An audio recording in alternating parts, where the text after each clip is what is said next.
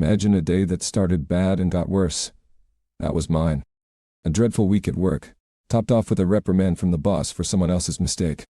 As I got home, my driveway was blocked by my sister-in-law's car, and the street was filled with parked cars.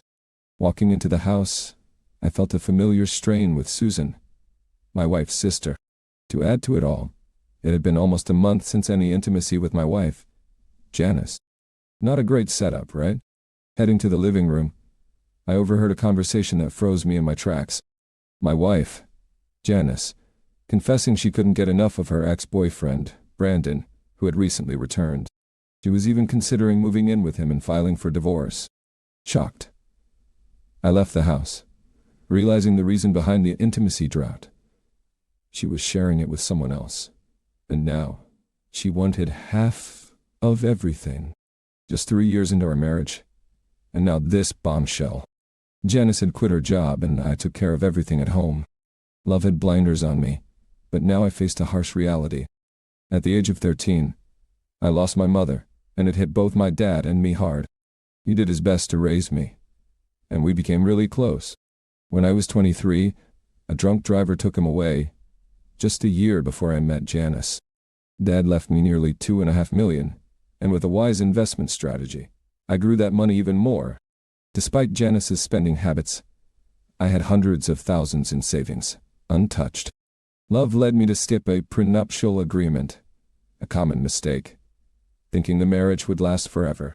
Now, she could potentially take almost $1.5 million, thanks to the lack of a prenup. Janice mentioned getting a lawyer, giving me a window of time to act. I formulated a plan, waiting in my car until my sister-in-law's car left. Entering the house, Janice was not around, so I went to the kitchen for another beer. When she greeted me, I acted like I just got in, determined to play the role convincingly. She complained about not having time to order dinner, and though I wanted to mention her day with her boyfriend, I just suggested reheating leftovers. She smiled, kissed my cheek, and went for a hot bath. When she left, I grabbed cold fried rice and 2 more beers. Retreating to the den, I settled into a chair, watching an old movie. Janice returned, sat on the couch, and when the movie ended, she claimed she was tired and went to bed. Feeling exhausted from being unfaithful, I excused myself to watch the news. My mind, however, was busy plotting my next move. Knowing my hands were tied until Monday, I spent the weekend doing yard work and playing golf with buddies. On Monday, I swiftly liquidated my inheritance portfolio through my broker and cashed in my 401k. Penalties be damned. By Thursday, I was ready to make my move. I returned home, telling my supposedly loving wife about an emergency business trip. Packing only 2 suitcases, everything important to me was stored when we moved, as none of it fit her taste. The silver lining was that we were renting, with no financial investment in the house. We had recently sold my condo and were house hunting based on her criteria. On a Friday morning, I kissed my wife one last time, loaded my suitcases into my Lexus, and drove away without looking back. My first stop was my buddy Jake's place, where I proposed trading titles for his rebuilt 4-wheel drive.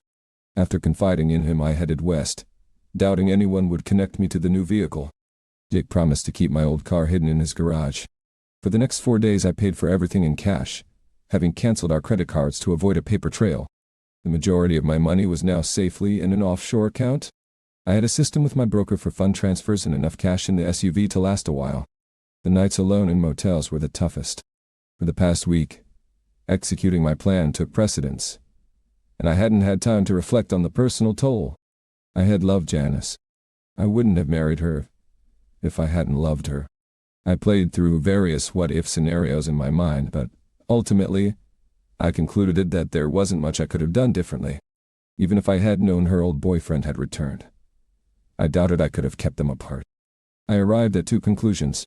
She probably never truly loved me, and it was my own fault for being foolish enough to marry her. On the 5th day away from home, I found myself sitting at a mall and pop diner in a small town in Montana.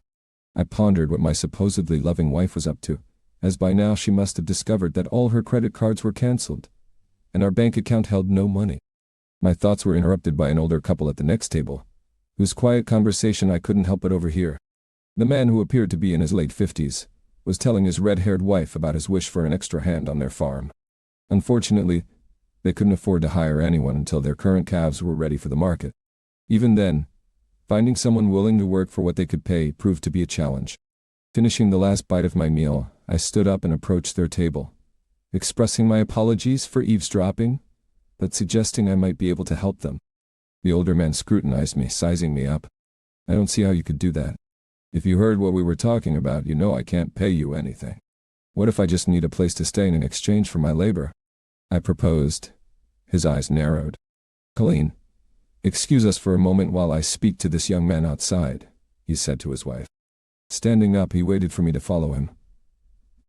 Once in the parking lot, where our conversation would remain private, he turned to face me. I estimated him to be about my height, 6 feet, with broad shoulders and not an ounce of fat. His once dark hair was mostly gray, and his face showed the rugged lines of years spent working outdoors. "Who the hell are you? Are you part of that Wilson ranch?" he asked with a hint of suspicion. I raised my hands defensively and said, "Hold on there, mister. I don't know anything about any Wilson. 4 days ago I was living in Texas, and I just arrived here this morning." "I thought maybe we could help each other out," he replied. "If what you say is true, why would you want to help us out? I can't afford to pay you. What's in it for you? If you're on the run from the law, we don't need that kind of trouble." I said, "I'm probably on the run, as you put it, but not like you may think." I proceeded to share my story about my unfaithful wife, wanting to take me to the cleaners and how I could use a place to stay for a while. "I haven't robbed or killed anybody. I'm just trying to keep what's rightfully mine. If you have a place I could stay, I'll repay you with my labor. I'll pay my own way, and if you don't think I'm any help, tell me, and I'll be on my way with no hard feelings." He studied my face and said, "Son, if what you're telling me is the truth, I think I'd be a fool not to at least give you a shot. I have to tell you up front, though, the Wilsons are trying to get me to sell my land to them. They haven't done anything underhanded yet, but I wouldn't put it past them. You might be biting off more than you can chew." I'd informed him that it was a risk I was willing to take. He then inquired about my ranching experience, and I was honest, admitting that I had spent a few summers on my uncle's place in Texas, but I wasn't a cowboy. He extended his hand, and we shook on our agreement. He suggested I call him by his first name, Bill, and I introduced myself. We walked back into the diner where Caitlyn awaited. He called out to her, "Caitlyn, this is Carson. He's going to be working for us if he can handle it." She stood and extended her hand. I shook it, and she greeted me warmly. "It's very nice to meet you, Carson." Her voice held a clear tone with perhaps a hint of an Irish accent. Like her husband, she was trim and fit, and I said, "It's nice to meet you too, Ma." She responded, "The last name is Buckman, but you just call me Caitlyn. Don't really have much use for formality in this part of the country." I instantly liked this gracious lady. Bill suggested we head back to the ranch. Before leaving town, he pulled up to a general store, and we both stepped out of our vehicles. He said I might want to pick up some clothes suitable for ranch work. Entering the store, he received a warm greeting from the owner, clearly a regular customer. 40 minutes later, I had enough jeans, work shirts, a coat, and a pair of Western-style riding boots for a week. It was sufficient for the time being. From the general store, it was about a 20-mile drive to the main gate, arched with the name Rocking Bee Ranch. That was Bill's brand name, Rocking Bee. Another mile of a private road led to the main house. Perched on a rise, their 2-story house looked well-maintained and freshly painted. Behind it, a barn and several outbuildings came into view. The pickup they drove was partly loaded with sacks of groceries, indicating their weekly trip into town for supplies. I pulled up behind them, filled my arms with bags, and followed the Buckmans into the kitchen. In 2 trips, we had the truck unloaded.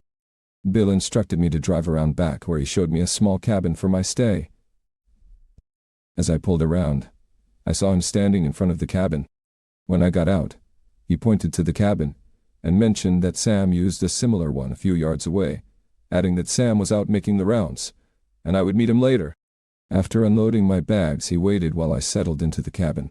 It had a single large room with a bed along one wall, a table with 2 chairs, a pot-belly wood stove in one corner, and a bathroom with a single-store shower.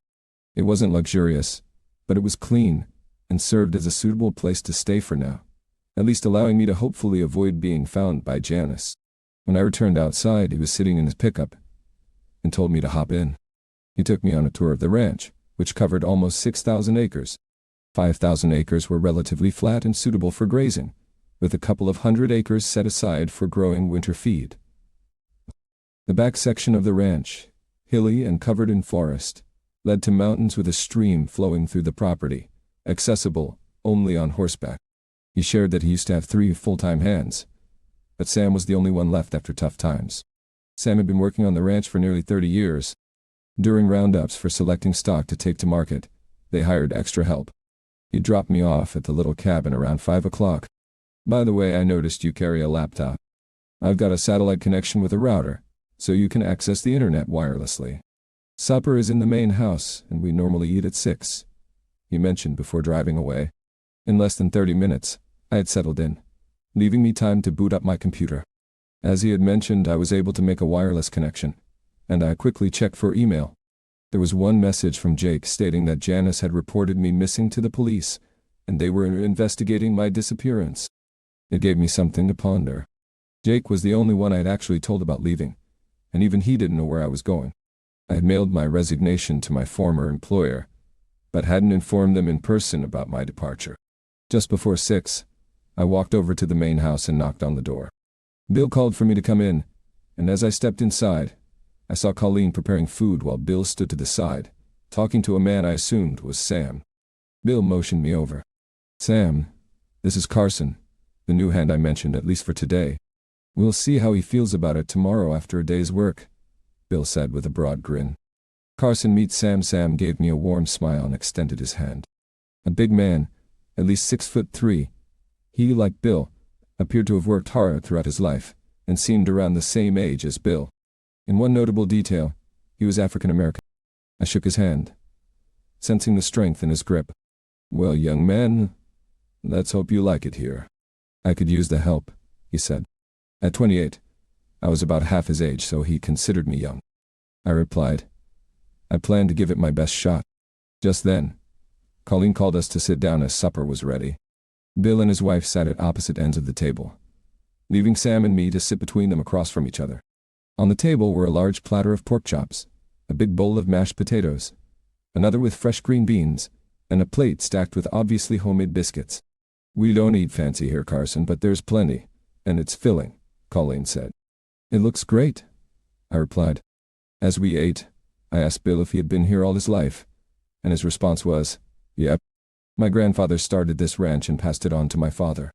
Now it belongs to me and Colleen. Although when I was younger I wasn't so sure she was going to be a part of it. I had to fight off every man to get her." He looked at his wife, and I could see the depth of his love for her in his eyes.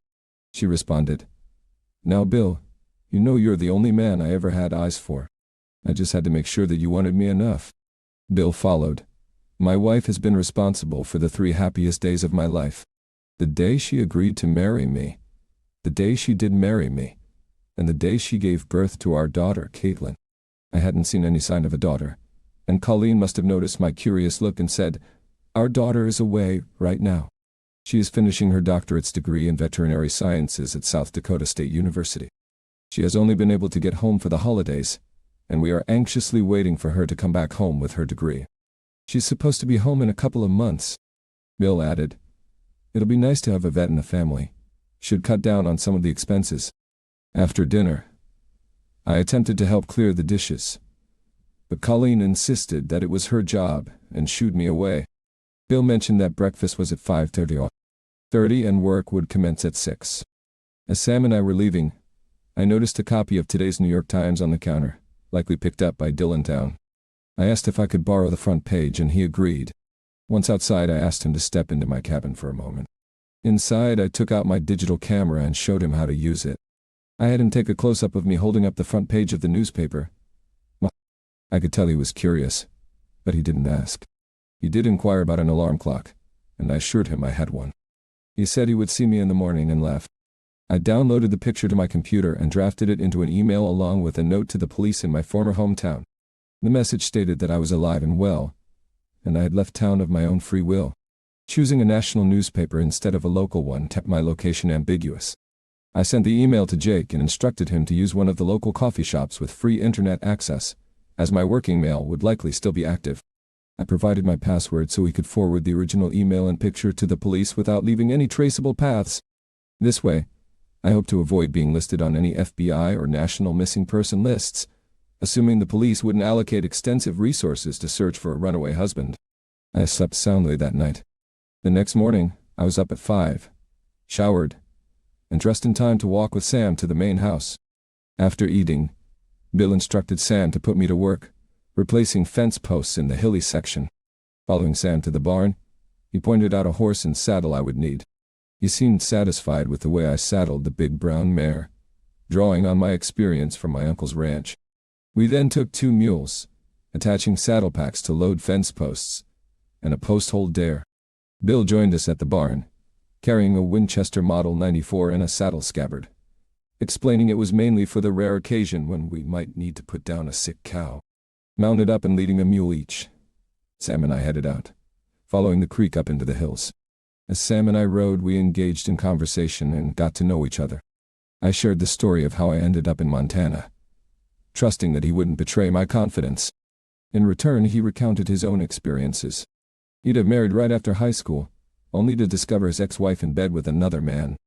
In a fit of rage, he had nearly beaten the guy to death, resulting in a 5-year prison sentence. Upon his release, Bill was the only one willing to give him a chance, and that was how he had spent the last 30 years here.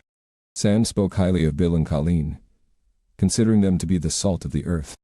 Half an hour later, we reached the fence, marking the property boundaries. Sam pointed out that not all the posts needed replacement, only those that had rotted or were close to it, approximately every 3rd one. He stayed with me while I replaced the first 2 to ensure I was doing it correctly. He suggested working until round 4, allowing me enough time to return, care for the horse and mules, and make it to dinner at 6.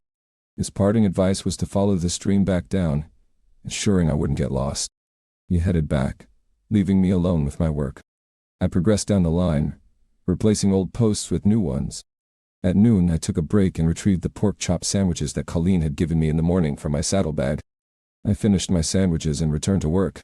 My watch's alarm beat at 4 in the afternoon. I noticed that I had set all but a couple of the posts that the mules had carried up.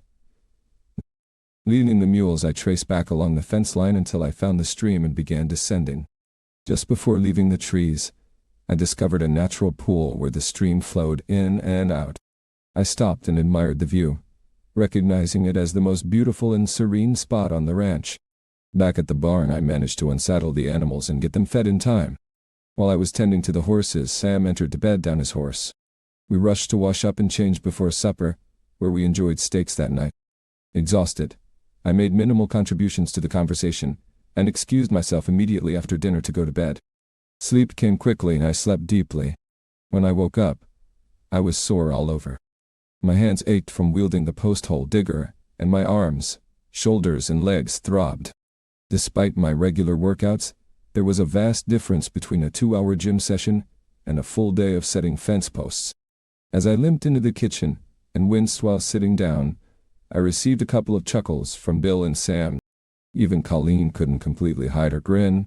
However, despite the soreness, I was ravenous and eagerly devoured my breakfast. "Ready for another day of fencing?" Bill asked as we rose from the table. I groaned and replied, "Yes, sir," hoping to sound more optimistic than I felt. Bill laughed. "I think you can give it a rest today. I'd like you to ride the rounds with Sam." I nodded appreciatively. The first task was to clean the stalls and replace the hay. After putting the horses and mules in the pasture and filling their feeder, we loaded up in the pickup and began our ranch inspection. Our primary goal was to ensure no cows were down or cows separated from their mothers. Sam's knowledge of the ranch seemed instinctual, and he effortlessly anticipated where the cattle would be, and roughly estimated their numbers. After 30 years, it seemed to come naturally to him. As we reached the far end of the ranch, Sam stopped the truck and surveyed the surroundings. Something on one of the hills caught his attention, prompting him to hand me his binoculars and point to a specific spot. After a minute, I identified 2 cows seemingly alone. I inquired where their mothers are, and he gestured towards 2 cows near the tree line. "That's them over there. Their cows must have wandered into the trees, got lost, and kept going. We'll have to bring them down." I asked, "Are we hiking up there?" Nah, it's too far. We'll go back and load up a couple of horses. The pickups were equipped with two-way radios, and Sam called Bill, informing him of what we had seen and that we were on our way to get the horses. When we returned to the barn, Bill had already saddled 2 horses and loaded them into a trailer. All we had to do was stock up and go. Sam navigated us close to the tree line below where the calves were, and we unloaded the horses, riding up into the hills. Sam's 30 years on the ranch became evident once again as he knew the terrain like the back of his hand. Half an hour later, we eased up behind the calves and slowly began to push them back down the hills. I couldn't help but laugh when we cleared the trees and the wayward juveniles spotted their mothers. They ran, howling to their moms, and immediately sought out a tit to nurse on. The larger cows stood patiently, allowing their young to feed. It struck me how different it was from my childhood. That night's supper featured fried chicken, corn on the cob, and mashed potatoes. With newfound energy, I talked more than the night before and learned more about Colleen. Her parents had immigrated to the United States from Ireland when she was 5 years old. Her father, fascinated by tales of the Old West, had brought the family to Montana, explaining the trace of Irish brogue in her speech. Growing up in America, she still retained influence from her parents. Feeling much better the next day, I returned to replace fence posts. After breakfast, Sam helped me load up the mules, but this time, I headed out on my own. Following the stream led me directly to my destination. This day proved to be easier than the first, as I had learned some tricks to make the work less strenuous. Just before 4 o'clock, I set the last post and headed back to the barn. With some extra time, I worked some of the stalls before cleaning up for dinner. On my 4th day, I assisted Sam in making repairs to some of the buildings, and the following day, I set more fence posts. The next 2 months flew by, and I now took my turn riding the ranch to check on the cattle. I was in the best shape of my life. We established a schedule where Sam took Saturdays off, Bill took off Sundays, and Mondays were my days off. I used my day to do laundry and run into town if needed. I had grown quite fond of everyone on the ranch. Sam was good-natured and easygoing, and we often sat and talked after supper. I had a lot of respect for Bill, honest and hard-working. We got along well. Colleen was very sweet to Sam and me, but I could see she had some fire in her. Together, she and Bill made a great couple. Colleen and Bill were growing excited. At breakfast on Friday, Colleen informed me that her daughter would be returning home in 1 week. It was my turn that day to take a horse and ride through the wooded section, checking for cattle that might have wandered into the hills. A little after 4, I made my way to the stream, turned to follow it down, and reached the pool below the waterfall. I stopped, dismounted, took off my shirt, and knelt down next to the water. Dipping my bandana into the cool water, I began to wash the sweat and dust from my face and neck. A witty sound from downstream caught my attention, and I looked to my right to see a horse and rider approaching. At first I thought it was Colleen, but quickly realized this was a younger version of her. This beautiful woman could only be Caitlyn, with the same crystal blue eyes and red hair as her mother. She rode up and stopped several feet from me as I stood up and faced her. In a cold tone she asked, "Who are you, and what are you doing on this property?" I replied, "The name's Carson, and I work here." She doubted, saying, "I don't believe you. My dad said he couldn't afford to pay another hand." Despite her beauty, I was getting a little aggravated at her unfriendly tone, and I retorted, "Yeah, I heard that too. I guess that's why I laugh all the way to the bank every payday." She gazed at me, reined her horse around, and gave it a kick in the sides. I chuckled to myself, put my shirt back on, remounted my horse, and continued towards the barn. Later, I found out there had been a miscommunication between Caitlyn and her parents. They thought she was coming home the next week. Instead, much to their surprise, she had arrived a couple of hours after I had ridden out. She had spent the morning and the early part of the afternoon with her parents until she expressed her desire to go for a ride, something she hadn't had time for in school, but loved to do. So, she saddled up and rode to her favorite spot, the waterfall and pool of water. I guess, after 2 months, I was old news, and Bill and Colleen had forgotten to mention me. Just as I returned to the barn, I saw the back of the redhead disappear inside. I dismounted and proceeded to leave my horse inside. Caitlyn must have been looking for her father and finally found him in the barn. I could clearly hear her loud voice as she asked, "Who is that man that was up at the waterfall?" Bill thought for a minute and said, That must have been Carson. She added, he said he works here. But last time I was here you told me you couldn't afford to pay another hand. Bill followed. Well, he's right. He does work here. As for what he gets paid, I don't think that's any of your business. I still run this ranch, young lady. She sputtered. But he said you pay him so much that he laughs all the way to the bank. By that point, I had walked into the barn. She had her back to me and didn't see me, but Bill did. He gave me a grin and said, Is that true, Carson? If you think you're overpaid, I can rectify that. She spun around and locked me in her lair. I pulled my hat off with one hand and scratched the back of my head with the other and said, Well, I would hate to take advantage of you, Bill. Just how much are you thinking of cutting my wages? At that, Bill and I both cracked up laughing. She just continued to glare at both of us, failing to see the humor. Sweetheart, just so you get that bee out of your bonnet, Carson gets to stay in the cabin next to Sam's, Bill said. She responded, And what else? Bill answered, That and he gets to eat your mother's fine cooking. Caitlyn persisted, So you're saying you aren't paying him? Why would he work for nothing? Bill responded, He has his reasons, and it's not my place to tell you. I then chipped in, Working to have a chance to taste your mother's cooking is worth a lot, and I don't think she would like to hear you say that it's nothing. She shot me one more glare and stormed out of the barn. Bill shook his head and said, She reminds me so much of her mother when she was young. At supper that night, we were joined by Caitlyn. She sat next to Sam on the opposite side of the table from me. She gave me another sharp look when I entered the kitchen. I waited until everyone had filled their plates before speaking. I said in a pleasant voice, Your mother tells me that you have finished your doctorate in veterinary medicine. Yeah, was her one-word answer, given without looking up. I continued, Sam says that there is only one other vet in the area, and he's over 30 miles away. I'm sure you're going to be a very big asset to the folks in this area. She glanced up at my compliment, and I thought I saw her eyes soften a bit. Yes, that would be Dr. Harrison. He has more business than he can handle and is often needed in more than one place at the same time, Colleen then added. I agree with you, Carson. Our Caitlyn will be able to provide a great service. During the rest of the meal, Caitlyn talked with her parents and Sam, who had been on the ranch since before she was born. She didn't address me directly, and I, for the most part, kept quiet. This was her homecoming, and I knew her parents and Sam wanted to hear what had been happening in her life while she was away. As soon as I finished eating, I excused myself to turn in. I returned to my cabin and checked my email, seeing that I had one from Jake. He reported that he had talked to a friend of his on the police force, and casually asked if they still considered me a missing person. His friend said that everything had been dropped after they received the email with the picture I had sent them. As for Janice, Brandon had apparently dumped her as soon as he learned I had disappeared with all the money. It didn't look like Janice was going to get her hands on any of it soon.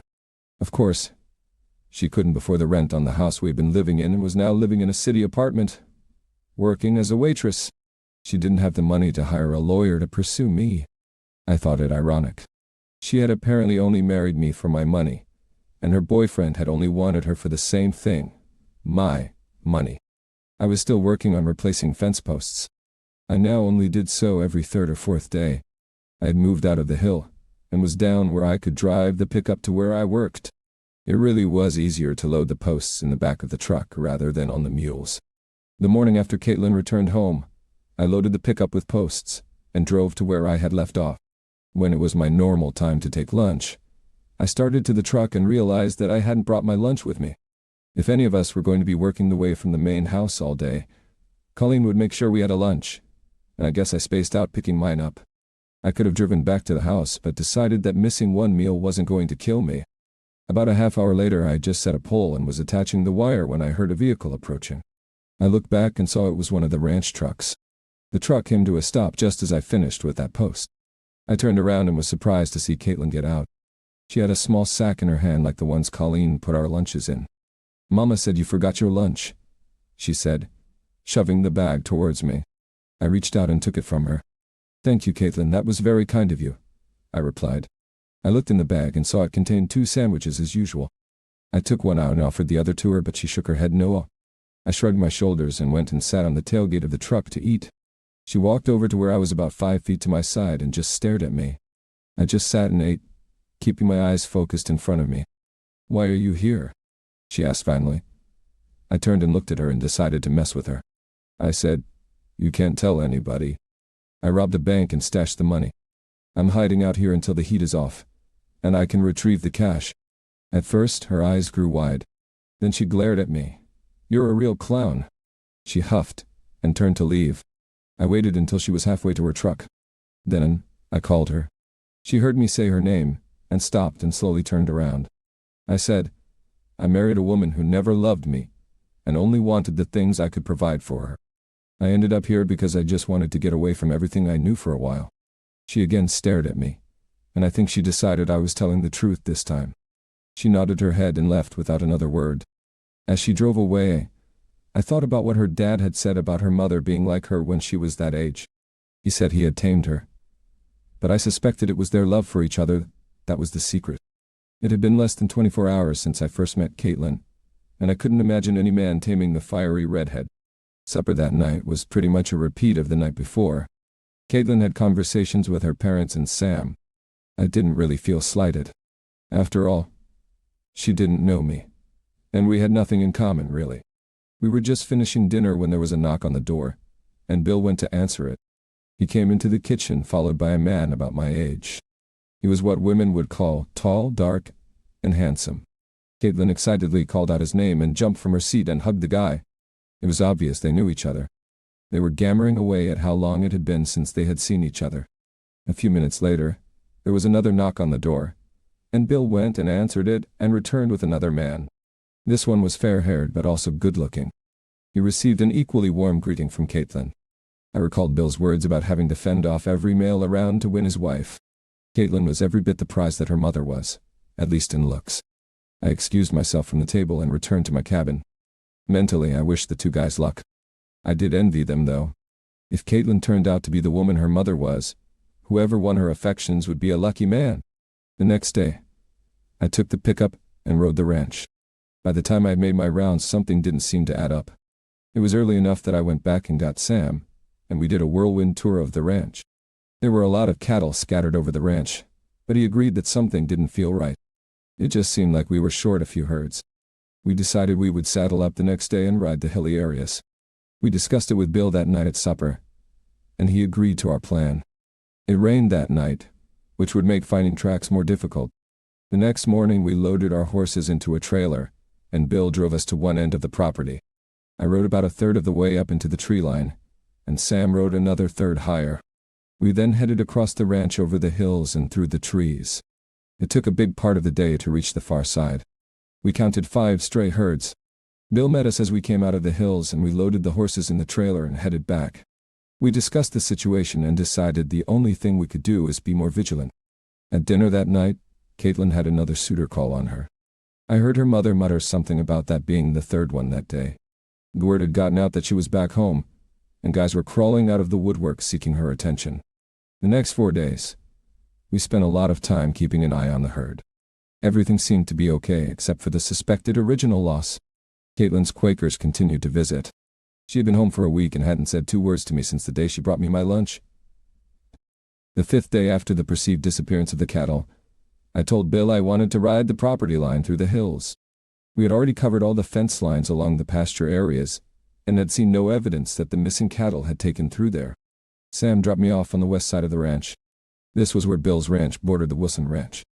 About halfway to the southwest corner, I spotted 3 fresh sets of horse tracks. They crossed from the Wilson side of the fence onto Bill's side. The puzzling thing is that the fence wire was still up. I dismounted and checked the fence posts and saw that the staples had been loosened on 5 posts and were barely holding the wire up. Remove the staples and lower the wire, and you could cross over. Put the wire and staples back and it looked normal. I remounted and followed the tracks. When I got near the stream, I saw 3 horses tied to a tree a little way above the waterfall. I was still about 30 yards away and I quickly got down, tied my horse to a tree, and pulled the rifle from its scabbard. When I reached the horses, I could see boot prints leading downstream. I crept to the edge of the waterfall and looked over and gasped. There was Caitlyn in the pool. She was naked as the day she was born. I was mesmerized by the sight. She was swimming through the water, her nude body clearly on display in the clear water. "Damn," She had a cute ass. A movement in the trees to her right brought me back to my senses. I quickly scanned the area and saw one guy to the right and two more nearing the pond on the left. I raised my rifle and shot. The bullet hit near the feet of the guy on the right. One more quick pull of the trigger, and the dirt exploded close to the two guys on the left. Caitlyn released a blood-curdling scream that echoed through the trees. I stood up so everyone could see me, and I yelled out, "On your bellies now! I won't miss the next shot!" "Caitlyn, stay where you are." She didn't see the three men. She only saw me standing over her with a rifle in my hands, and she struggled to cover her body. One of the men on the left flinched as if he was going to run, but the bark on the tree right next to him exploded as I pulled the trigger again, and he was convinced and dropped flat down. Caitlyn looked to where I had a shot and saw the two men. She shrieked again. I started to count down, and before I could say one, the other two dropped down. I immediately instructed them to put their hands behind their heads, and they again did as ordered. I quickly asked Caitlyn to get out and get dressed. She tried to protest, but I growled at her to just do as I say, to get dressed and get out of there. She was clearly scared, and I could see her shaking from where I was. But she did as I ordered and walked out of the pool. Like Venus rising from the sea, she stepped out of the water. Even though she kept her back to me, I couldn't take my eyes off her. The sight of her alabaster skin and the most perfectly rounded butt that I have ever beheld were forever etched into my mind. She only put on her jeans and shirt and swung up onto her horse. One kick, and she was gone through the trees. When she was gone, I ordered the men one by one to get up on the dirt and lie back down. Only when all three lay before me did I breathe a sigh of relief. I decided it was time for a bluff. "So, what am I going to do with you three? I guess I could just shoot you in the legs and watch you bleed to death." The three men began to beg me to spare them. I said, "Even if I spare you, Caitlyn's father will ensure justice when I inform him of your heinous intentions toward his daughter. Unless, of course, you have a more compelling confession for the sheriff. Something like cattle rustling. It may lead to jail time, but at least it guarantees you a chance at life." The smallest among them cracked. "Yes, we did it," Wilson said, breaking Buckman would secure his land. His colleague hushed him to shut up, but he retorted, saying he ain't dying for no damn cows. Anticipating Caitlyn's swift return and her father's inevitable investigation, I opted to buy my time. True to expectation, 45 minutes later, Bill and Sam galloped into view. I signaled them down and they raced up to join me atop the rise. "What in the hell is happening?" Bill demanded. "It appears some of Wilson's hands paid us an unwelcome visit." I tracked them from the fence line to here. Caitlyn was swimming, and these three were attempting to sneak up on her. Walking over, I pressed the barrel of my rifle against the smaller man's neck. "I believe this one has something he wants to confess to you." "Prodding him again," he whimpered. "We did it. We took some of your cattle. But it was Wilson who forced us." Bill tilted his hat back, grinning at Sam, and said, "You know, when my grandfather ran this ranch, they'd hang horse thieves and cattle rustlers. Sometimes justice seemed simpler back then. Too bad we have to be civilized these days." While Sam stood guard, Bill and I decided to march the rustlers back down. With rifles in hand, we trailed behind them, Sam tethering their horses together and bringing up the rear. Upon reaching the buildings, we led the rustlers into the barn, placing them in separate stalls with open doors that allowed us to keep watch without them seeing each other. Bill went into the house to call the sheriff while Sam and I stood guard. In under 30 minutes, the sheriff raced up the lengthy mile-long drive. Bill met him, briefing him on the unfolding events. I proposed bringing the smaller culprit out first for the sheriff to interrogate, and he agreed. I promptly had my prisoner outside. Initially hesitant, the little rustler seemed to reconsider his silence and began to speak. The sheriff looked at Bill and said, "It appears that we got a straightforward case of trespassing here. Honestly, it's a bit of a waste of my time, but I suppose I could leave them in your hands. Forget I saw them. I'll let you handle things." The frightened rustler's eyes widened, and he suddenly opened up. The sheriff soon extracted the truth, calling for backup. Soon a convoy of sheriff vehicles streamed onto Wilson's vast ranch. Despite its extensive expanse, the sheriff pinpointed the location provided by the rustler, discovering almost 100 stolen cattle bearing the Rocking Bee brand. By day's end, Wilson and his cohorts were incarcerated. Amidst the commotion, It was well past 9 before we gathered for supper. Caitlyn, though seated at the table, kept her gaze fixed on her plate. "What were you doing out there?" Bill inquired, addressing her as he hadn't had much chance to speak with her. "I was just taking a swim. I didn't think anyone would come spy on me." She cast me an accusing glare.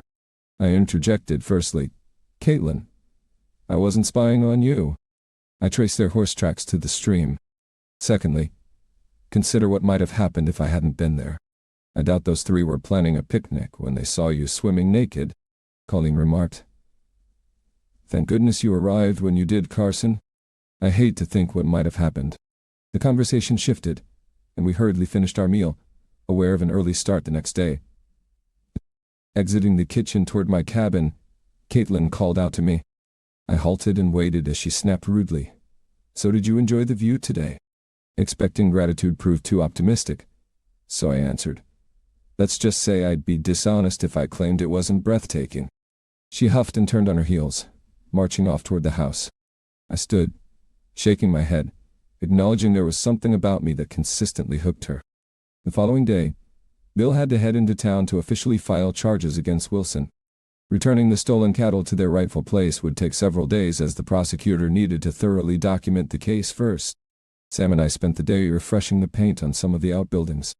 We had lunch in the kitchen, but Caitlyn chose not to join us, a decision that suited me just fine.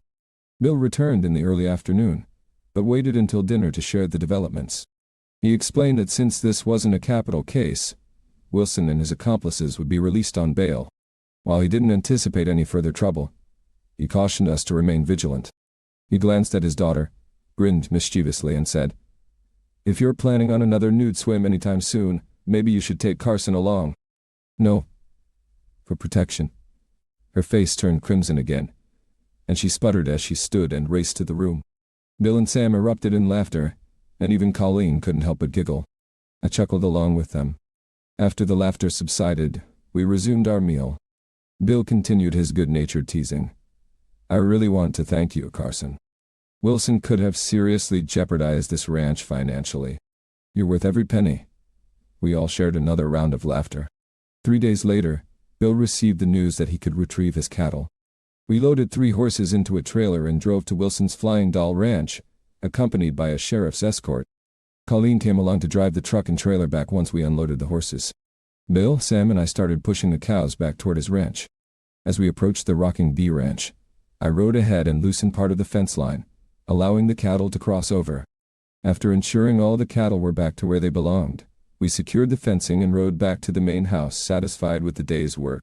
Caitlyn, during this time, applied for her veterinarian license.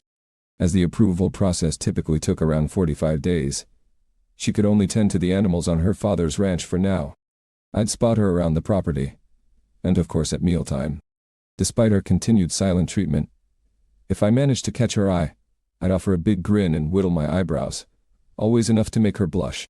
2 weeks after the waterfall incident, we found ourselves in the barn simultaneously, and I asked, "Been enjoying any swims lately?" She approached, standing inches away, and shot me a glare. "Why are you such a havel?" I shrugged, grinned, and said, "Why are you such a bee?" Her right hand aimed for my face, but I reacted swiftly, grabbing her wrist before she could strike. Undeterred, she tried with her left, yet I caught that too. I pushed both hands behind her back, pinning them, and forcing her body against mine. Slowly, I lowered my face toward hers. She stared at me, but made no effort to break free. I then said, "If you were mine, I'd put you over my knee and spank your butt." Attempting to pull back, she replied, "You wouldn't dare." Suddenly, I released my hold, and she tumbled backward, landing on her butt. It's not that I wouldn't dare. I just got rid of one woman who doesn't care about me, and I'm not wasting my time on another one. Traditionally, she was the one to storm off, but this time, it was my turn. I left the barn, leaving her sitting on the ground.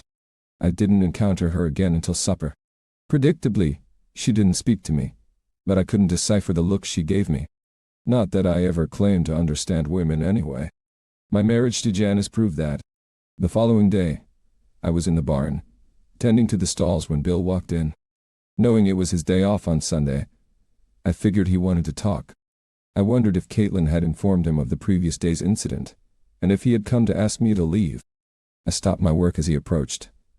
Then he said, "I heard you and Caitlyn had a little showdown yesterday."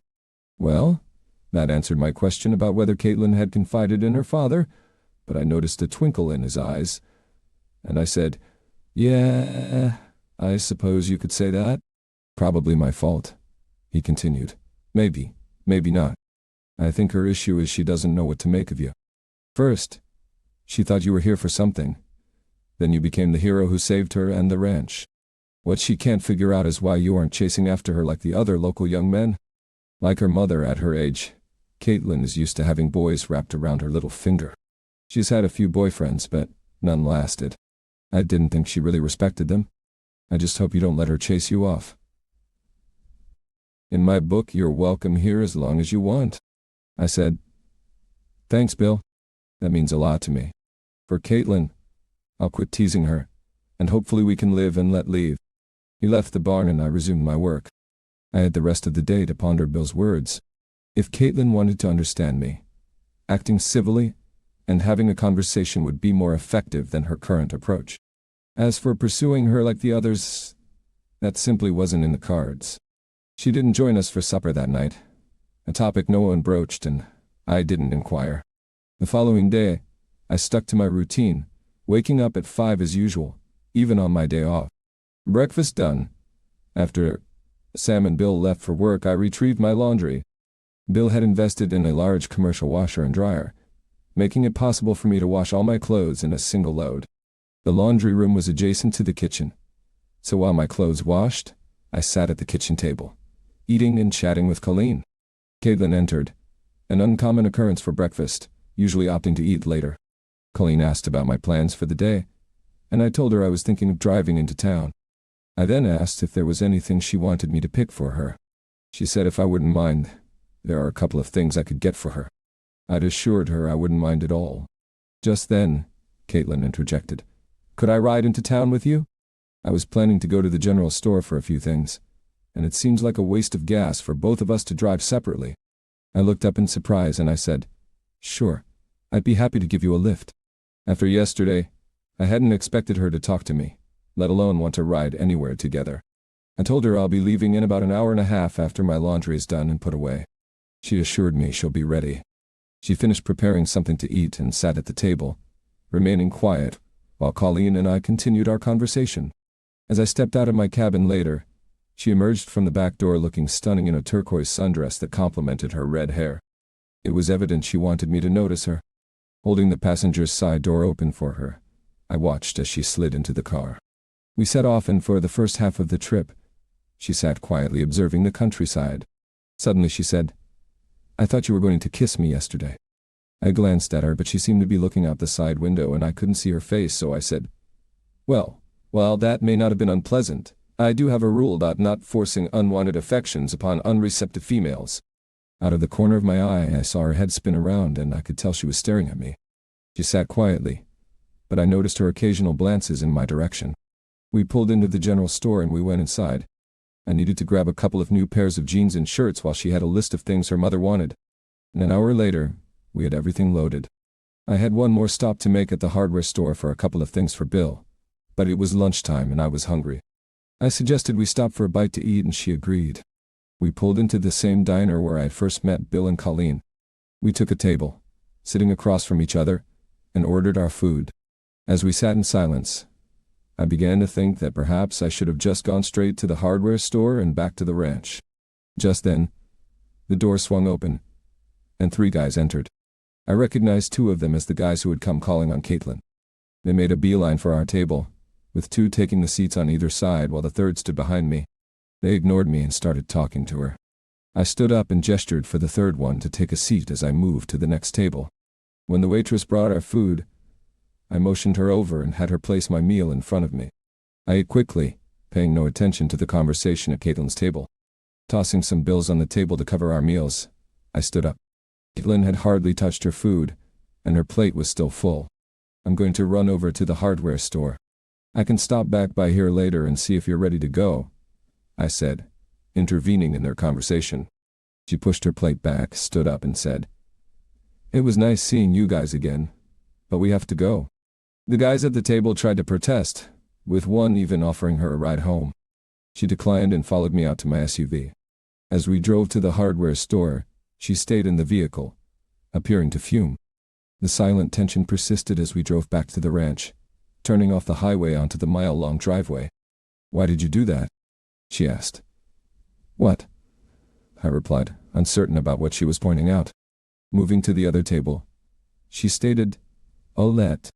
Well, I thought you'd prefer spending time with your friends. Besides, I didn't want to be in the middle of their competition for your attention." "You really are in Havel," she snapped. Wisely, I kept my mouth shut. I had no desire to fend off her slaps while driving. Pulling up to the main house, she immediately grabbed what she could carry as soon as I opened the rear of the SUV. I picked up more bags and followed her into the house. As I walked in the back door, she dumped everything on the kitchen table without a word to her mother, then strode after the room. Colleen looked at me questioningly. I shrugged, saying, "I guess I'm in Havel." Colleen giggled and walked over, putting a hand on my arm. "I have never seen anyone have the effect on Caitlyn that you seem to have." "I guess I was born to just piss her off," I replied. "I'm not so sure about that," she said, leaving me confused. I returned to my cabin and stowed away my new clothes. Deciding not to stay cooped up, I went to the barn and saddled a horse. Riding out, I ended up at the top of the waterfall. With the weather being nice, I tied the horse to a tree and sat at the edge of the falls, looking down at the column pool. Sitting there for half an hour, maybe longer, Caitlyn rode up below me, getting off her horse. Not wanting to be accused of spying in case she was going skinny dipping again, I picked up a stone and tossed it down, creating a splash in the water. She looked around seeking the source of the noise and spotted me. Anticipating her departure, she instead mounted her horse and rode up to where I was sitting. She tied her horse next to mine and walked towards me. I stood up, taking a few steps away from the edge in case she planned on pushing me off. "You're in hay-hole," she said, stopping inches from me. "And you're still a bee," I said. This time, I didn't wait for her slap. I grabbed her around the waist and kissed her. Quickly releasing her, I tried to move towards my horse, but she seized my arm and turned me back around. I was flabbergasted when she reached behind my neck and pulled me in for another kiss. We found ourselves in a passionate kiss again. As the passion grew, our clothes disappeared, and we had a wonderful time. Gradually, our breathing normalized and we lingered in each other's embrace. In silence, we dressed, mounted our horses, and rode back down. After stapling our mounts and without a word, she turned and walked to the main house. In a daze, I returned to my cabin, slipping into the shower. One thing became clear. I harbored much stronger feelings for this captivating moment than I had acknowledged to myself before. I barely had time to dress for supper. Upon entering the kitchen, Bill, Colleen, and Sam were already present, but Caitlyn was nowhere in sight. As we took our seats, she walked in, choosing the chair beside mine instead of her usual place next to Sam. Bill and Colleen exchanged glances, while Caitlyn barely smiled sweetly in response. During dinner, she chatted animatedly. Despite her parents' curiosity, they'd refrained from asking why their daughter was in such high spirits. After supper, she assisted her mother in cleaning the kitchen while Sam and I headed back to our cabins. Just as I had settled between the sheets, a soft knock echoed on my door. In just my boxers, I opened the door, and Caitlyn slipped inside, finding her way into my arms. We shared a tender kiss, and she guided me back to my bed, joining me after shutting her clothes. Once again, we made love before drifting off to sleep in each other's embrace. The abrupt arrival of 5 a.m. prompted me to groggily reach over and silence the blaring alarm. With great reluctance, I managed to extract myself from bed. I illuminated the bathroom and dressed for the day, leaving a gentle kiss on her head before slipping out of the cabin. During breakfast, I couldn't ignore the scrutinizing glances from Bill and Colleen. I wondered if they were aware of their daughter's nocturnal whereabouts. Following the meal, I loaded the pickup for another day of setting fence posts. Working alone on our ranch afforded ample time for contemplation. My thoughts drifted to my recent past, astounded that only 3 months had elapsed since leaving my wife. It felt like a lifetime. I ruminated on the significance of Bill, Colleen, and Sam in my life, and then my musings shifted to the beautiful Caitlyn, and the shared moments from the previous day. I pondered the possibility of finding the kind of love her parents embodied. At lunch, I realized once again that I had forgotten to bring my meal. As the thought crossed my mind, I heard a pickup approaching in haste. Caitlyn jumped out, running toward me with a bag in hand. She threw herself at me, initiating a passionate kiss before giving me the bag. Disregarding the meal, I pulled her in for another heated kiss.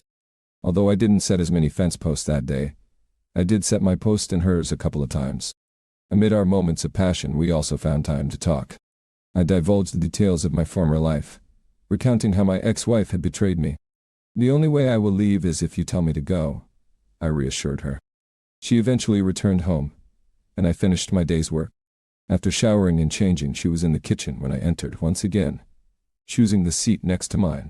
Midway through our meal, a knock sounded at the front door. Bill answered it, and returned with the same guy who had been the first to call on Caitlyn. The minute he was seated, Caitlyn looked at him, her expression unreadable. "I was wondering if you'd like to go for a drive," he suggested. In this part of the country where options were limited, going for a drive was essentially a euphemism for going on a date. "I appreciate the offer, but I don't think my boyfriend would like it," Caitlyn responded. She leaned over and planted a kiss on my cheek. Mr. Tall, Dark, and Handsome blushed and stammered before making the hasty exit. With that exchange, our relationship was now out in the open. I glanced at Bill and Colleen, noticing smiles of approval. Even Sam spotted a big grin. We had officially become a couple. In the following days, there were no more visits from local men calling on Caitlyn. She made it clear that she was not available. I found a way to assist her with her plans. She was seeking a loan from the bank to purchase the necessary equipment for her veterinary business. The bank was hesitant to offer an unsecured loan, and the only option was to have her father put the ranch up as collateral. She was reluctant to ask him. I suggested giving me a couple of days. I might have a solution. I contacted my offshore bank, setting up an account under the guise of a fictitious loan company. Caitlyn filled out a loan application on my computer, which I had set up to route to my email. After waiting a couple of days, I sent her notice that her loan had been approved, and a wire transfer would be made to her account. She was thrilled by the news, but questioned why the loan only carried a 2% annual rate. I explained that they were a non-profit philanthropic group, providing loans to those they believe would contribute to the community. While I could have simply offered her the money, I knew she was too proud to accept it. Having earned her degree through hard work, she was determined to succeed on her own terms. By the time her license was approved, she had purchased a new van transformed into a mobile vet office, complete with necessary medical instruments. Once word spread about her license status, calls for her services came in from local ranchers. Many nights, Caitlyn spent with me in my cabin. While Bill and Colleen were aware, they seemed to have no objections. At 27, she was old enough to make her own decisions. It took 3 months for Wilson and his crew to face trial. The case was relatively straightforward. The smallest guy cooperated with the prosecution, receiving 2 years probation without prison time. The 5 other hands working for Wilson each got 5 years in prison. As the mastermind behind the rustling, Wilson received the maximum sentence of 10 years and a $50,000 fine. When he was taken to prison, I initiated an investigation into him and his ranch, discovering that he was single with no family in the area, and with all his hands incarcerated, there was no one left to run the ranch. This led me to formulate a new plan. However, before setting it in motion, I needed to address some unfinished business. I had to finalize my divorce. The thought of Janice getting half my money was not something I could accept. To achieve this, I turned to my friend Jake, seeking his assistance once again. Instead of sending an email, I called him and asked him to talk to Janice. I wanted him to convey that I had reached out and wished to propose a settlement in exchange for a divorce. The offer was a straightforward $50,000. If she declined, she would never hear from me again, and she would not receive any money. Initially playing innocent, she demanded to know why I had left and why I wouldn't return. The charade ended when Jake revealed that I knew about her affair with Brandon and her intention to divorce me. With her game exposed, Janice, still working as a waitress and struggling financially, accepted my offer. To proceed, I needed to return to Texas and engage a lawyer to draw up the divorce papers. Caitlyn wasn't thrilled when I informed her of my departure. I explained that I needed to close that chapter of my life and assured her that I would return. Initially planning to leave my vehicle in long-term parking at the airport, she insisted on taking me and being there upon my return. Leaving behind my SUV and most of my belongings, except for what fit in one suitcase, seemed to ease her concerns. I departed on a Sunday, and upon my arrival, Jake picked me up at the airport.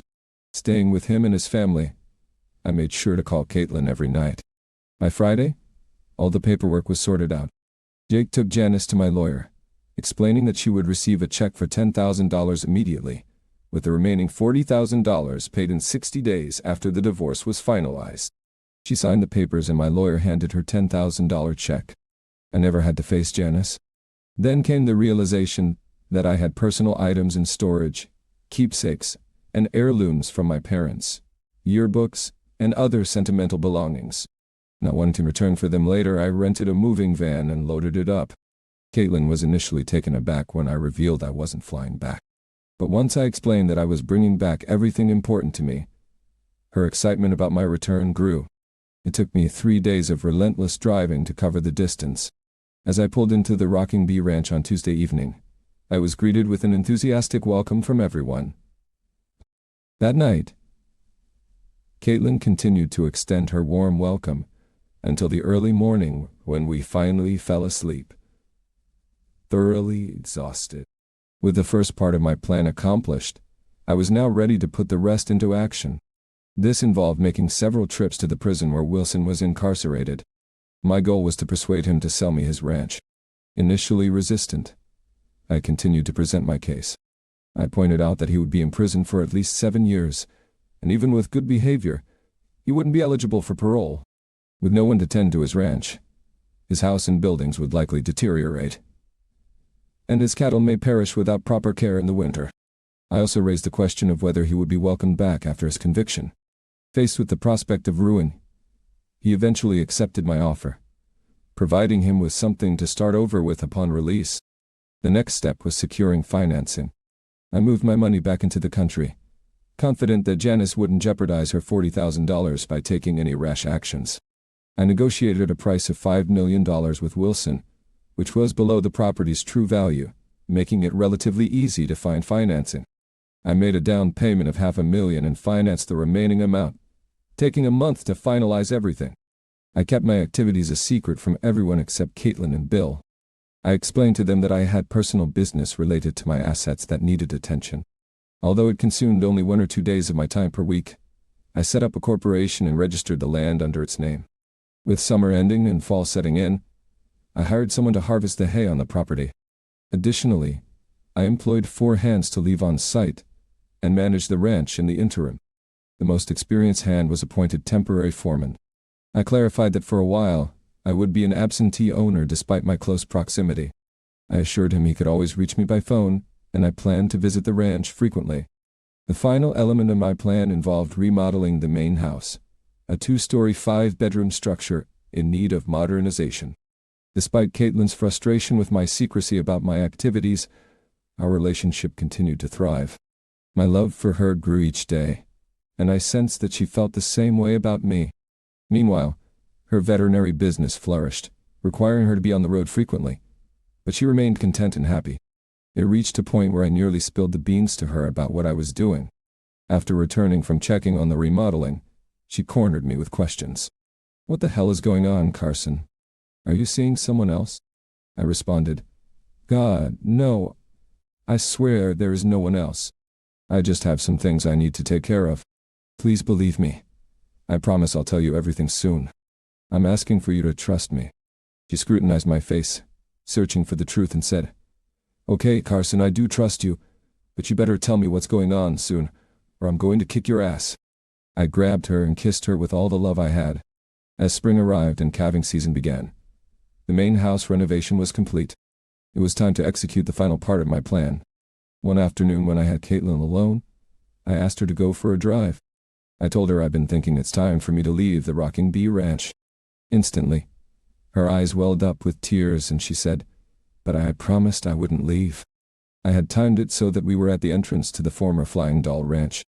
I turned in and started driving down the private road, and I said I wasn't really planning on going far. She looked around, clearly confused. I'm not sure she had heard what I said. Then she asked what we were doing on Wilson's land. I delayed my answer until we pulled up to the main house. I told her to come on, that I want to show her something. I got out of the truck and went around to open her door. Taking her hand, I led her up to the front door and opened it. She asked again what the hell I was doing, that we could get in trouble for this. I told her to relax, that Wilson doesn't own the ranch anymore and that we should have a look around. That I wanted to know what she thinks of the house. I took her upstairs and we walked through the bedrooms and then back downstairs. There was a large living room, a nicely paneled den, 2 rooms set up as home offices, and finally the kitchen. I could tell by her face that she loved the new kitchen. There was only 1 room with furnishings, and that was the one I intended to use for my office. The rest of the house awaited her decisions on how she wanted to furnish it. I asked her what she thought of the house, and she said it was really nice. I asked if she thinks she could live there, and she asked what the hell was going on. I could see she was confused and getting upset. I dropped to one knee and put my hand into my jacket pocket. I told her Wilson no longer owned the ranch. That I do. And I was asking that she could live there as my wife. In a surprising tone, she asked if I owned the house, and I nodded. In excitement, she screamed, "Yes." I then took the engagement ring out of my pocket and held it up, and proposed to her. Her face scrunched up, and her eyes were filled with tears. At first I thought I had made a mistake until she tackled me onto my back and covered my face in kisses. She then presented me her finger so I could put the ring on her. She looked around the house with new eyes, running from room to room and examining everything. I patiently waited until she came running back into my arms. "The house is beautiful. I love it," she said, enthusiastically. I led her across the room to 2 doors that opened off a hallway. "There are 2 offices, one for you to run your business from, and one for me," I said, earning me another long kiss. I led her into the office with the desk, and pulled out a large piece of paper. It had a drawing of a property gate, and over it said, "Double C Ranch." She looked it over and asked what the double C meant. I told her it stands for Carson and Caitlyn Ranch. She cried, and started pulling at my clothes, and I joined in stripping her off. I sat her on top of the desk and christened the office with our love. In fact, in the days to come, we made love in every room of our new home. Once we had recovered and dressed, I told her it was time to go tell her parents. She was so happy that I think she floated out to the truck. We got back a few minutes after 6, and Bill, Colleen, and Sam were already in the kitchen for supper. We walked in together, and Caitlyn held up her left hand and squealed, "We're getting married." Colleen jumped up and ran over to hug her daughter while Bill and Sam came and pumped my hand and patted me on the back. I then got a big hug from my future mother-in-law while Caitlyn hugged her father and Sam. When things calmed, we all sat down to eat. Caitlyn waited until everyone was eating. "Of course, this means we will be moving," she said as nonchalantly as possible. "What?" exclaimed Bill, Colleen, and Sam in unison. She looked at me and urged me to tell them. So I said, "Well, Bill, you know how Wilson wanted to combine his ranch with yours. I was thinking it could be a good thing." Bill stood up, looking furious, and said there was no way in hell a flying doll was going to get his ranch. I laughed and told him to calm down, that it is no longer the flying doll, but the Double C Ranch, and the new owners are sitting at his table right now. In a confused state, he asked what I was talking about. I told him I'd bought out Wilson, and now the ranch belongs to Caitlyn and me. "Double C, Carson and Caitlyn," Colleen said. She got it right away. I said, "Bill, I thought if we combined the 2 ranches we could run them. We would split the profit 50-50. He then said, "But the Double C Ranch is over twice the size of my ranch, and it brings in a lot more profit." I responded, "You have done this all your life. I need your help. I would like us to be equal partners. You would be in charge of the operations, and whatever you say goes. Besides, it is part Caitlyn's ranch too. It will be keeping everything in the family." He sat down and looked at Colleen. She nodded her head. He stuck his hand across the table to me, and we shook on it. "Then at Carson, this is going to take some getting used to, but I accept your offer." I said, "This means we're going to have more hands to oversee, and that means Sam will be the head foreman. And now I get to pull out all those fence posts. I worked so hard to set on that side of the property." Everyone laughed at me. Some of that night was a loud and boisterous celebration. Caitlyn spent the night in my cabin and wore me out. We were late for breakfast the next morning, but everyone was still in the kitchen when we came in. They were waiting for us to eat so we could all drive over to the Double C Ranch, and Caitlyn could show off our new house. Everyone was impressed, and I saw Colleen stare jealously at the refurbished kitchen. It took Caitlyn and her mother a month to furnish the house.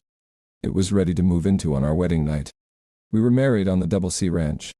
Bill and his family were respected and well-liked, and ranchers and their families from miles around came to celebrate the day. As Caitlyn's husband, Bill's son-in-law, and the new owner of the Double C Ranch, I was welcomed into their society. Later that night, we finally got to bed and we stayed there making love that night and most of the next day. We would still be there, but on our third day of marriage, I took my bride to Fiji for a tropical honeymoon. Our first roundup that year paid off well, and we sent a lot of cattle to market, making a nice profit. A significant portion went to pay off the loan, but with Caitlyn's business we were making a comfortable living. We even built a nice new house for Sam, and he now has a girlfriend close to his age who lives in town. We may be having another wedding soon. Another year has gone by, and my beautiful wife has just given me the most fantastic news. She's pregnant. We're going to have a baby. One final word before I go. I know there are those who will say I should have learned my lesson the first time and had Caitlyn sign a prenuptial agreement. If so, then you really haven't gotten to know my Caitlyn. She isn't Janice. She works hard at her job and takes care of our home. She is her mother's daughter, and she shares her love with me every day.